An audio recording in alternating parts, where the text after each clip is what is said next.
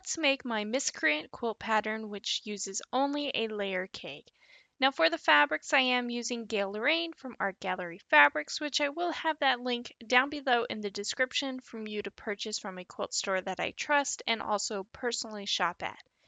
Now with all of your layer cake 10-inch squares, you are going to cut one 5-inch by 10-inch rectangle and two 5-inch squares, and that's it. You'll just repeat these same steps to every single layer cake 10-inch square. And don't forget, I will have that free PDF pattern available down below in the description. Miscreant is available in 5 quilt sizes: baby, throw, twin, queen, and king. But once everything is cut, you will then select two different 5-inch squares, and with one of those 5-inch squares on the wrong side of the fabric, you're going to draw a 45-degree line with a fabric marking tool. Then with those two 5-inch squares, place one on top of each other, right sides together, and sew a 1/4-inch seam allowance on both sides of the line that you drew. Next, you're going to cut on the line you drew with either scissors or a rotary cutter to create two half square triangles. Then with those half square triangles, you're going to form this block below. Now it doesn't matter which color is on the bottom, just as long as they are both pointed in the same direction. And then you are going to sew your blocks together with a 1/4-inch seam allowance. Now you will just repeat these steps to all of your 5-inch squares until you've made enough for the quilt size that you're making. And then once all of your half square triangle blocks are made, you're going to measure the block and cut your 5-inch by 10-inch rectangle to the same exact size.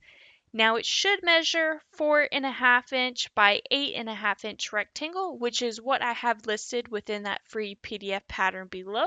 So go ahead and cut your rectangles to 4.5 inches by 8.5 inch. Then once those are trimmed down, we are going to form the final quilt block.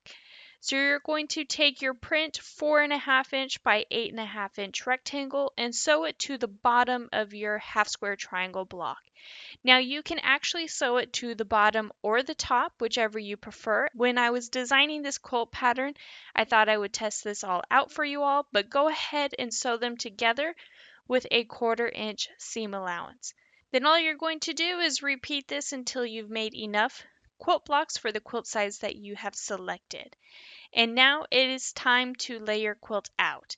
Now for the odd columns, you are going to want to keep those half square triangles pointed towards the top. Then for the even columns, you're going to rotate the blocks 180 degrees so that the triangles are now on the bottom. So then you're going to sew your blocks together to form rows, and then lastly, sew those rows together to complete your quilt top. And here's what my quilt looks like all finished. And as for the backing, I am going to be using calico blooms from the same collection. And then for the thread choices, I have glide thread in apricot blush that I'm going to use.